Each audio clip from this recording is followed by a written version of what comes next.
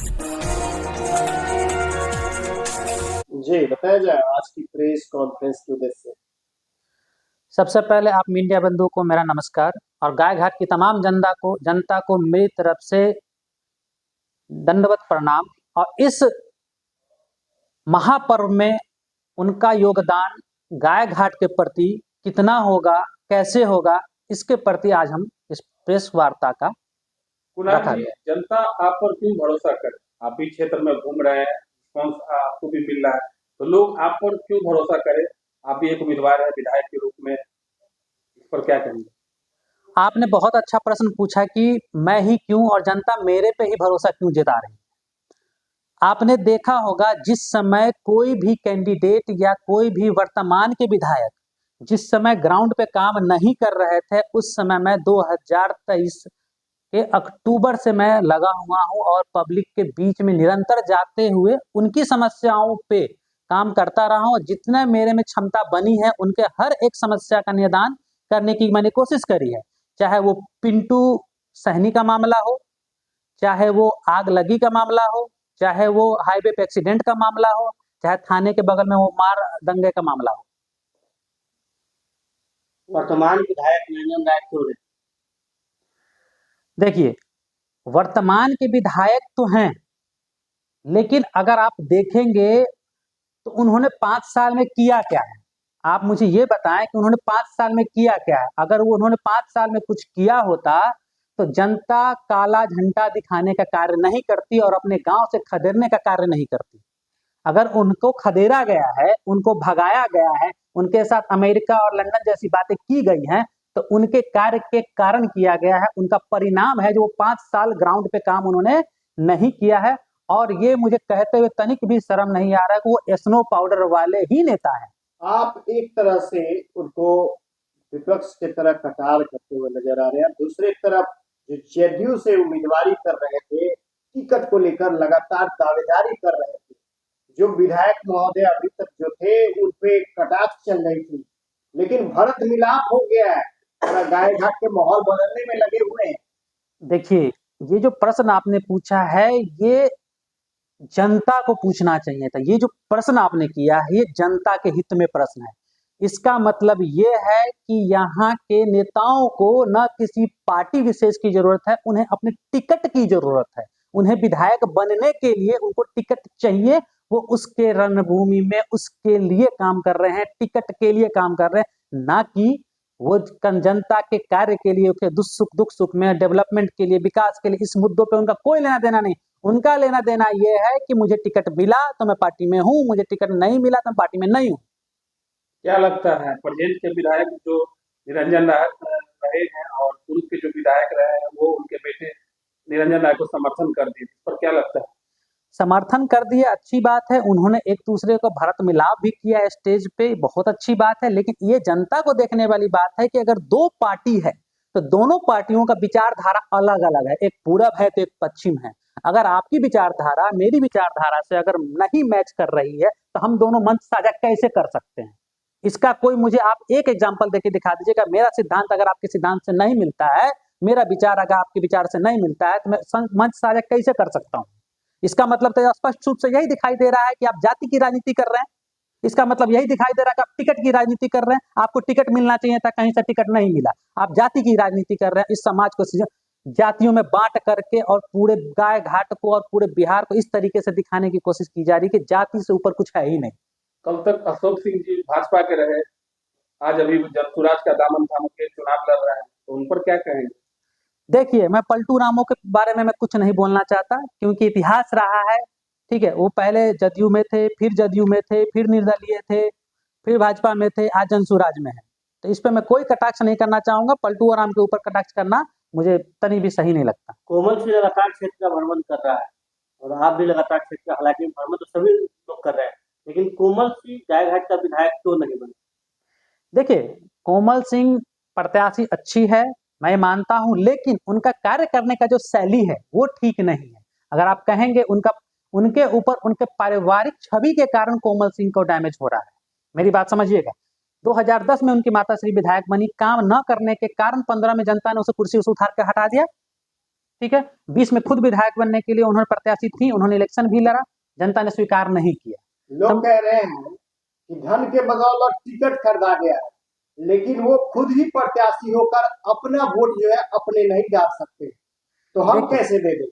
ये बात तो बिल्कुल सही है कि उनका हमारे गायघाट विधानसभा में वोटर लिस्ट में नहीं नाम है और यहाँ की वो रेसिडेंशियली नहीं मौजूदगी नहीं है उनकी, तो जिसके कारण वो वोट नहीं डाल सकती हैं। लेकिन इसका मतलब ये नहीं है कि चुनाव नहीं लड़ सकते। चुनाव लड़ना हमारे संविधान में है कि आप कहीं से भी चुनाव लड़ सकते हैं, लेकिन ये डिपेंड करता है कि यहाँ की जनता उनको स्वीकार करती है या नहीं। यहाँ की जनता को स्वदेशीय चाहिए, यहाँ की जनता को लोकल नेता चाहिए, यहाँ की जनता को यहाँ का बेटा चाहिए जो उनके दुख सुख में खड़ा रहे, ना कि कोई कहीं से आए या कहीं जाए। इससे मतलब नहीं है, जनता को अपने कार्य से मतलब है। जनता चाहती है कि यहाँ का बेटा बने। आपकी नजर में गायघाट का बेटा कौन बेहतर हो सकता है? देखिए, ये मैं नहीं कहता हूँ कि मैं ही बेहतर हूँ, लेकिन चुनाव के समय में जो निकल करके आते हैं, आपने बहुतों का नाम लिया, कैंडिडेटों का नाम लिया, मैं आपसे एक चीज पूछना चाहता हूँ, आप मीडिया बंधु के माध्यम से मैं बोलना भी अब पूरे गायघाट की जनता को बताना चाहता हूँ आज इस प्रेस वार्ता के माध्यम से, क्या 2020 से और 2025 के लगा लीजिए जुलाई तक कौन से प्रत्याशी और कौन से पार्टी के उम्मीदवार या वो किसी पार्टी के प्रत्याशी पूरे गायघाट में घूम के किसी जनता के समस्या में आए हो, किसी जनता के समस्याओं को सुना हो? मुझे एक बैठक दिखाइए, मुझे एक बैठक की वीडियो ऐसी दिखाइए, एक बैठक की क्यों न्यूज ऐसा दिखाइए जहां पे उन्होंने बैठ के सामाजिक रूप में कार्य किया हो, जनता की समस्याओं को सुना हो, उसका निवारण किया हो, दुख सुख में पहुंचे हो। मुझे एक वीडियो, एक उदाहरण के तौर पे आप किसी भी कैंडिडेट का दिखा सकते हैं। लोग ये कह रहे हैं कि बरसाती मेढक की तरह चुनाव के समय में निकल के 1 महीना में आए हैं, टिकट लेकर चुनाव लड़ रहे हैं। अब जन सुराज से जिनको टिकट मिला है, आप एक बात मानिए, वो पूरे जीवन काल में उन्होंने जदयू और भाजपा का झंडा रोने का कार्य किया है और 14 तारीख के दिन टिकट मिलता है। और जो 2.5-3 साल से जो जन सुराज के कार्यकर्ता और उनके उम्मीदवार जो कार्य कर रहे थे अपने क्षेत्र में, उनका क्या होता है, एकदम से उनका धराशायी हो जाते हैं और एक नए कैंडिडेट के रूप में एक नए को टिकट दे दिया जाता है और पूरी राजनीतिक कैरियर में इनका यही रहा है।